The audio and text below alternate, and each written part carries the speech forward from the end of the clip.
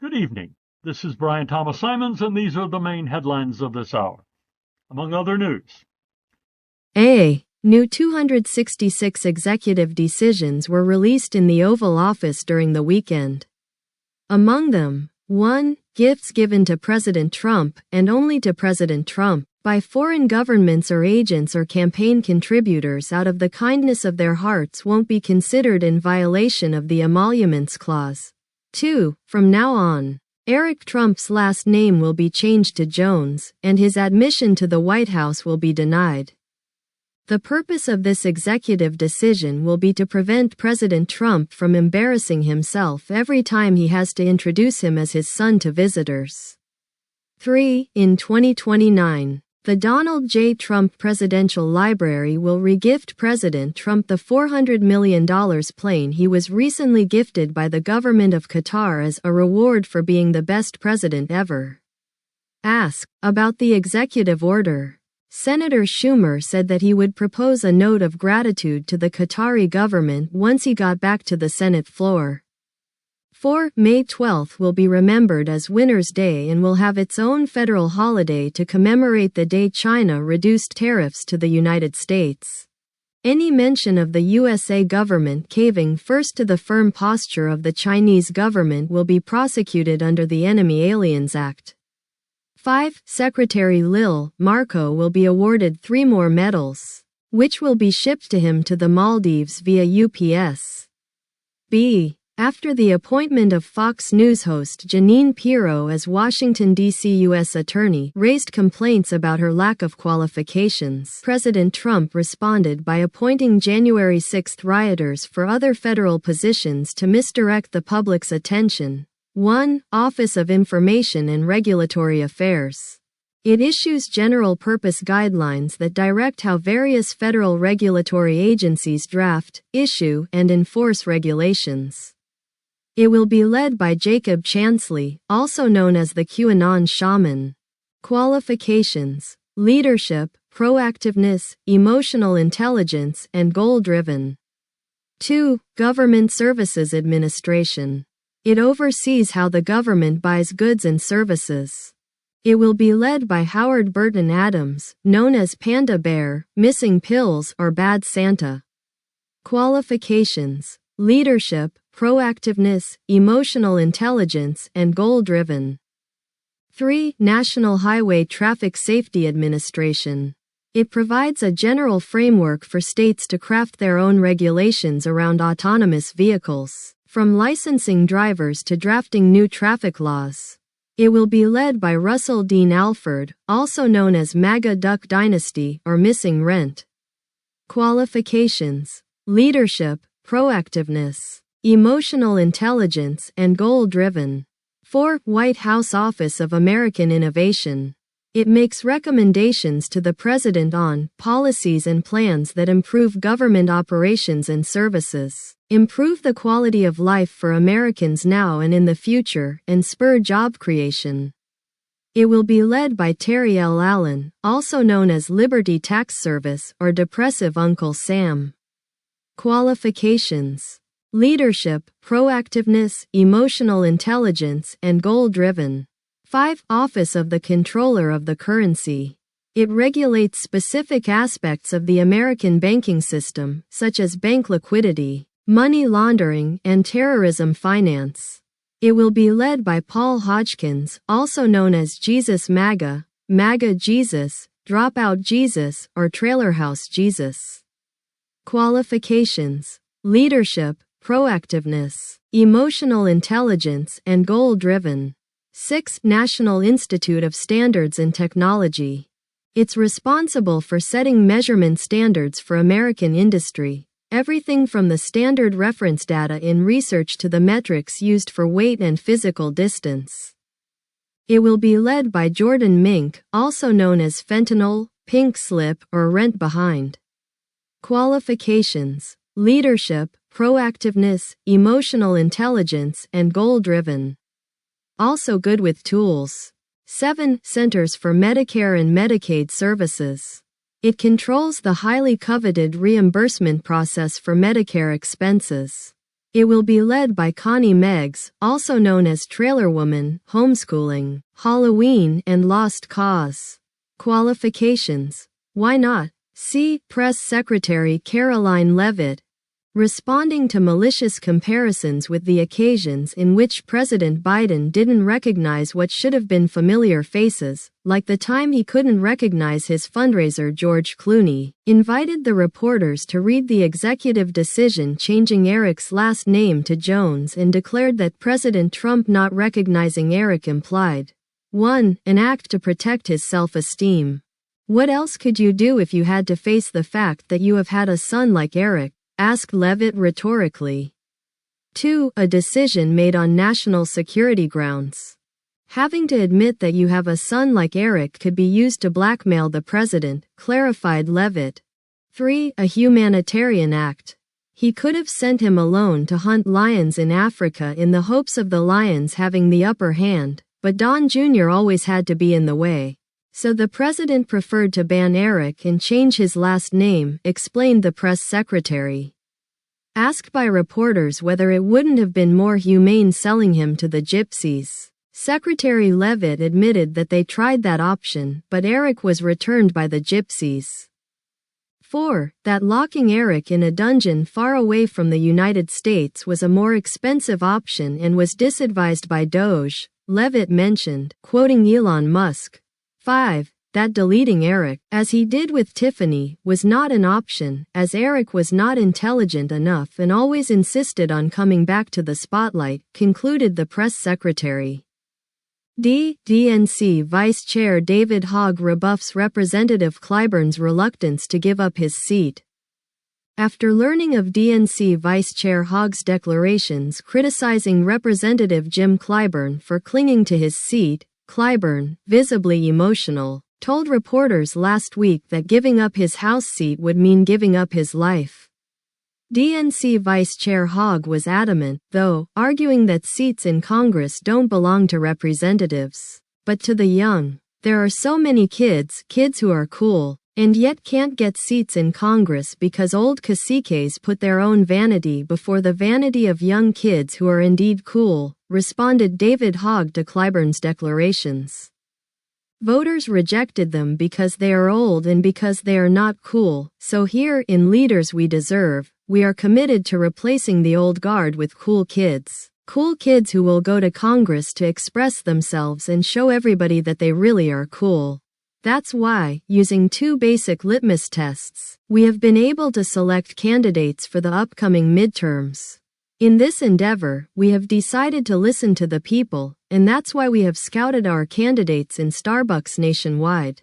So, those litmus tests, the basic qualifications every candidate must meet, are that the candidate must be young and that he, she, it, them, must also be cool. In short, candidates who will be able to captivate the working class.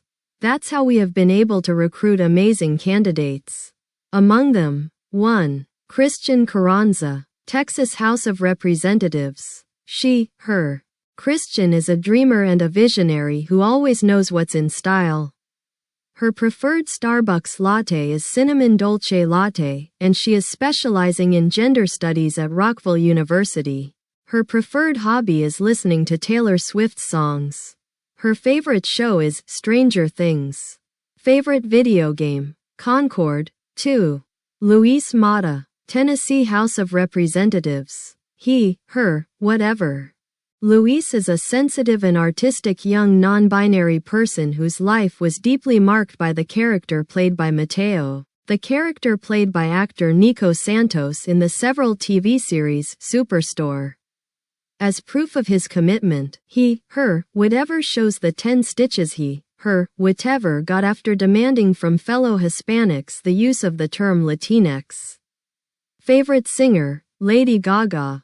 Favorite show, Stranger Things. Favorite video game, Dustborn. Favorite Starbucks drink, Cafe Latte.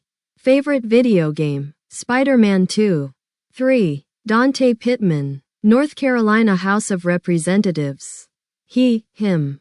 Dante is the youngest candidate recruited so far by Leaders We Deserve, and his attitude always brings visibility to the issues he champions. Among them, another season for Stranger Things, tougher characters in Marvel movies, and lower prices at Starbucks. Favorite show, Stranger Things. Favorite video game, Portal Knights. Favorite Starbucks drink, Mocha Frappuccino. 4. Nate Douglas. Florida House of Representatives. They, them. Nate are two siblings who share the same name. Their passion is education and the criminal justice system, as both are dropouts who have first-hand knowledge of the inequities of Florida's penal system. They also believe that reparations and looting are civil rights protected by the Constitution. Favorite video game, Grand Theft Auto, and all its sequels. Favorite Starbucks drink, Lavender Oat Milk Latte. 5. Oscar de los Santos. Arizona House of Representatives. She, them, all of them. Oscar is an artistic member of the LGBTQ+ Disney+ community. Like Luis, she, them, all of them. Also got 10 stitches after demanding from fellow Hispanics the use of the term Latinx. Pet projects, legislation demanding the use of pronouns in all federal buildings. Funding at least one pride parade every spring, and inviting children to become trans kids starting from age 7. Favorite video game, Dragon Age, The Veilguard. Favorite Starbucks drink, Caramel Brulee Latte. Favorite movie, Cuties, 2020. Representatives Alexandria Ocasio-Cortez and Judy Chu settled a lawsuit against Leaders We Deserve for stealing the concept of their campaign, Choose Your Fighter. It was known that the lawsuit filed by Representatives Ocasio-Cortez and Chu on behalf of Choose Your Fighter was settled with Leaders We Deserve co-founder David Hogg. As a result of the agreement, David Hogg's organization will be able to use the word woke certified in their political communications, just as Senator Sanders's oligarchy tour. In exchange, the oligarchy tour will be able to count on 10 provenly cool kids whose role will be expressing themselves at every one of Sanders's rallies. It's a win-win deal, announced David Hogg in the company of Representatives Ocasio-Cortez and Chu in an improvised press conference outside the DNC's facilities. Former Washington Post reporter and now host of a new YouTube channel, Cleve R. Wootson Jr., raised his hand to ask whether Senator Sanders was aware of this agreement and was immediately expelled from the conference and fired from his new channel, once again, by Press Secretary Caroline Leavitt, who somehow showed up at the event as soon as Wootson finished his question. Just 24 hours after the IMF representatives left for Washington for deliberations and the investigation of new pocket change scandals was announced by the opposition, the Peronists, more damaging news was revealed by the newspaper Clarín. The new investigation into other possible scandals includes 1. Milei demanding kickbacks from street vendors irregularly allowed into the Casa Rosada. 2. Milei seizing public workers' lunchboxes and installing kiosks with prepared food at inflated prices. 3. Milei forcing federal workers to join the Argentinian YouTuber Terminester's channel and then demanding kickbacks from the YouTuber. 4. Milei paying his tailor and his Clarin subscription with $Libra meme coins for his suits. 5. Milei having charged Alejandro Fantino $20 for an interview when he charges others $50, and having left the caterer unpaid for 2 Cokes and 2 empanadas. Karina Milei, General Secretary of the Presidency of Argentina and the President's sister, was convoked to a Senate investigation panel inquiring about the Libra scandal. During the session, Ms. Milei was addressed with questions made by the Justicialist Party. Among them, 1. Ms. Milei, please let us know what your pronouns are. 2. Ms. Milei, please detail what you were doing during the latest LGBTQ+ Pride Parade and, if you were not in attendance, please explain why. 3. Ms. Milei, please, explain what your brother's presidency is doing to tackle the issue of the patriarchy. 4. Miss Millay. Please share with us the connections between the dollar Libra scandal and the machismo denounced by the 8M marches. And, finally, 5. Miss Millay. Please respond directly to the question whether you had something to do with the dollar Libra scandal. It's a yes or no question. H. Bicameral Congress hearings to determine what acts violate the emoluments clause after President is gifted a luxury 747 jet and announces he plans to keep it. A bicameral hearing was convoked in Congress to determine what acts violate the constitutional emoluments clause after accepting that President Trump's decision to keep in his presidential library the luxury 747 jet the Qatari government gifted him settled the issue that such a gift was not in violation of the aforementioned clause. Thus, after hours of deliberations, Congress decided that 1. Receiving good faith donations from lobbyists, foreign governments, autocratic or not, or Russia's former ambassador Lavrov, actually, from any of Putin's emissaries, like the aforementioned plane, is not in violation of the emoluments clause. 2. Benefiting from Trump meme coin purchases in exchange for pardons, promotions, or other government-related benefits is not in violation of the emoluments clause. 3. Receiving gold bars, like in Senator Melendez's case, is in violation of the emoluments clause only when the recipient is not President Trump. 4. Campaign contributions in exchange for favorable legislation and tariff exemptions for the donor are not in violation of the emoluments clause when the beneficiary is President Trump or Republican members of Congress. This exception will include Democratic members of Congress who docilely vote with Republicans to make America great. After expressing his support for the conclusions of the panel, Senator Schumer, approached by reporters outside Congress, declared that, as a good Democrat, he always caves to Republicans, and stated his confidence that the play dead strategy, mocked by detractors as weak and woke, will make of the victory of the ticket Harris-Biden in 2028 an accomplished fact. Secretary Rubio criticizes Germany, praises AfD, and asks Chancellor Merz why he can't cave to President Putin as everybody else. AfD almost lynches him as he tries to explain that he was not an illegal immigrant and that he came on behalf of Trump. President Trump would have laughed and called him Little Marco after learning of the incident. Secretary Rubio made a rare appearance outside the Maldives when, last Thursday, he visited Berlin to meet German Chancellor Friedrich Merz. The visit would have been short, though, as Merz grew impatient when Rubio started criticizing Germany, praising the Alternative für Deutschland party, and reproaching him for not caving to President Putin's demands as everybody else does, for what he meant as Biden and Scholz did. After leaving the Chancellery, some reporters followed Rubio on his unannounced visit to Alexanderplatz, where his effusive camaraderie was not welcomed by the AfD, which was celebrating a rally. Taken for an illegal immigrant, Rubio was at first not given time to explain that he came bringing greetings from President Trump and barely escaped lynching. In the Rose Garden, asked about the incident, President Trump smirked and his only comment was "Little Marco," as he seemed to suppress a laugh before getting back to the White House. At the end of this edition, it was revealed that Secretary Rubio had suffered only a few scratches and bruises in the Alexanderplatz aggression and that he was on his way back to the Maldives. Foreign interests appear to be pouring millions into Trump's meme coin. Senator Schumer agrees with Republicans. It's not graft if President Trump does it because if so, it's to make America great. And don't forget to watch Rachel Zegler's Snow White on Disney+.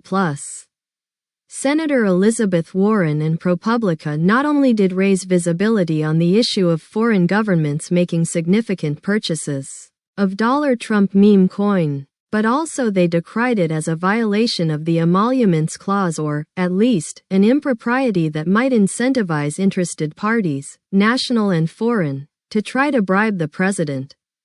Meanwhile, DNC Chair Ken Martin declared that he could not provide declarations as Democratic leaders were in strict compliance with the "play dead" strategy, but said that he couldn't deny his agreement with Senator Schumer's assessment.